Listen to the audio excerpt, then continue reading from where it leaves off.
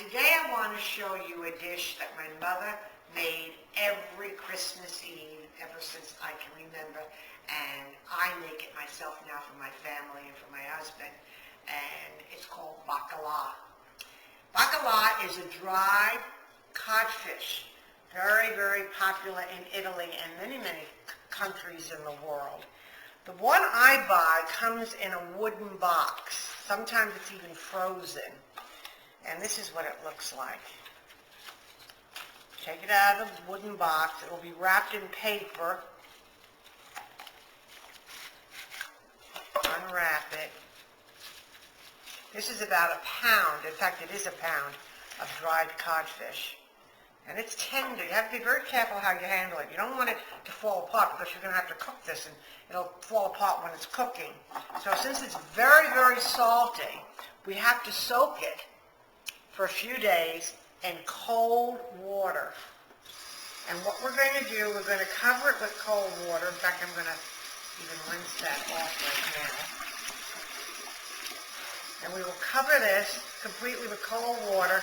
Going to put it in the refrigerator, and I will change the water a couple of times a day. It takes about 24 to 48 hours to completely remove all of the salt from the codfish. So I'm going to cover it. I'm going to place it in the refrigerator, and I'm going to check it again tomorrow, 24 hours, drain it, see if it tastes a little bit of it. If it doesn't taste salty, you're fine.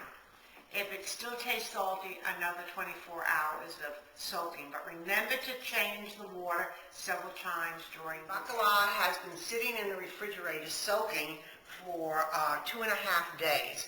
And I change the water at least twice a day, twice each day, sometimes even 3 times. I'm going to drain the water into the colander, let the codfish sit in there. Okay? That's the last thing we're going to put into our sauce. This is the base for our sauce.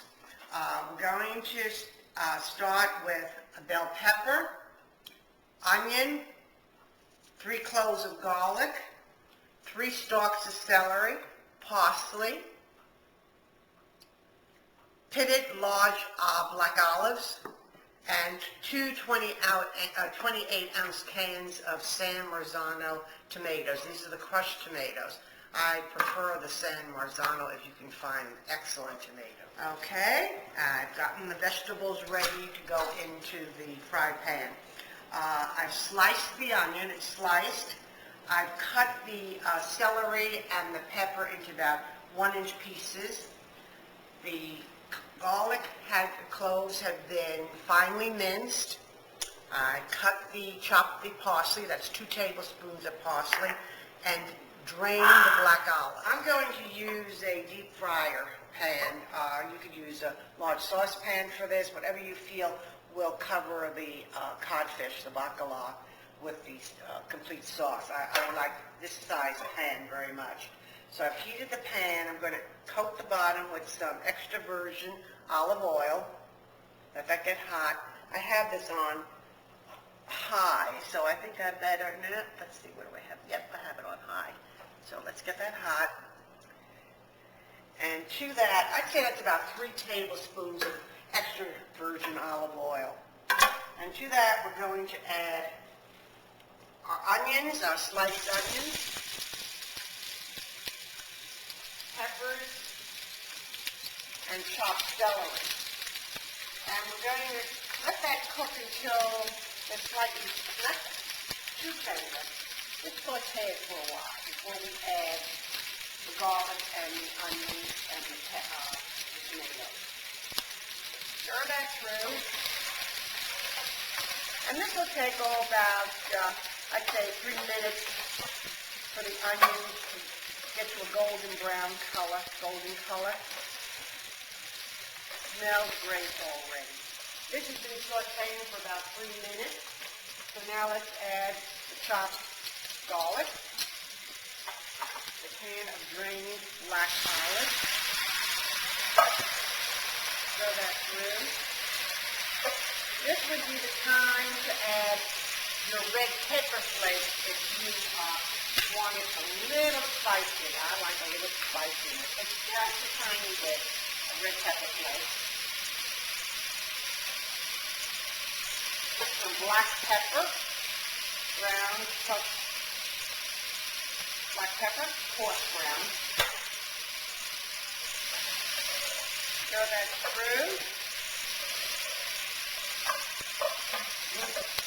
Absolutely wonderful. Now for the tomatoes. Crushed can, 28-ounce can of crushed tomatoes. I'm using 2 of them.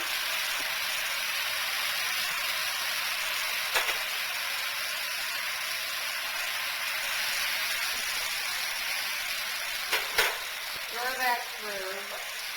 Now you remember, when we opened the box of codfish, the Baccala, I said it was a pound of Baccala. So this would serve probably 6 people for an entree.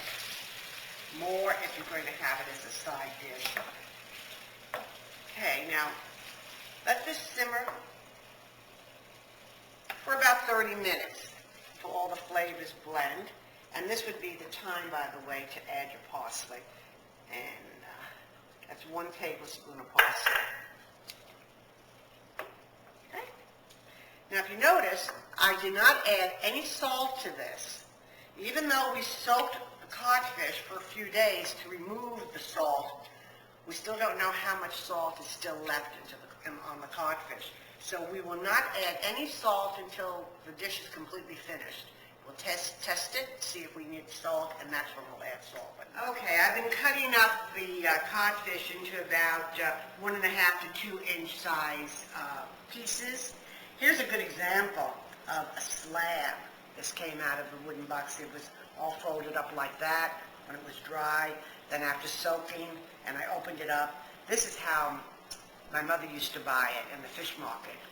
We would buy a slab like this. So let's take these pieces, and cut them up. And we're going to add those after the sauce has cooked for a good 30, even 40 minutes. Doesn't matter how long you cook the sauce. You don't want to cook the codfish in the sauce too long. It will fall apart. It's quite tender. So let's just leave that on the side until we're ready to add it to the sauce.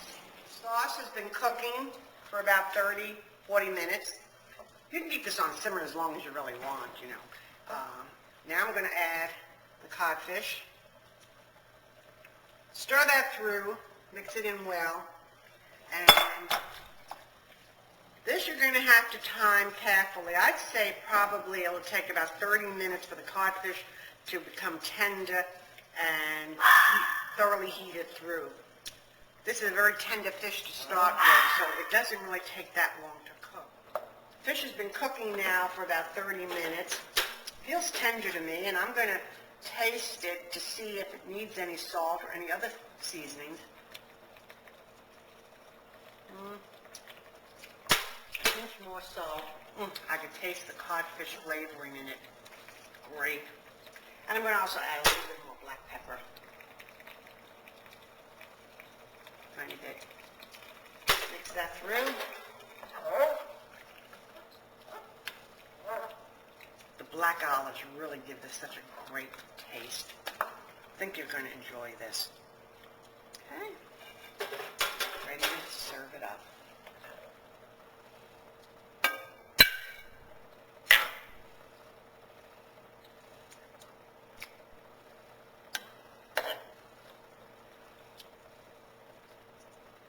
One more piece of codfish. There you go.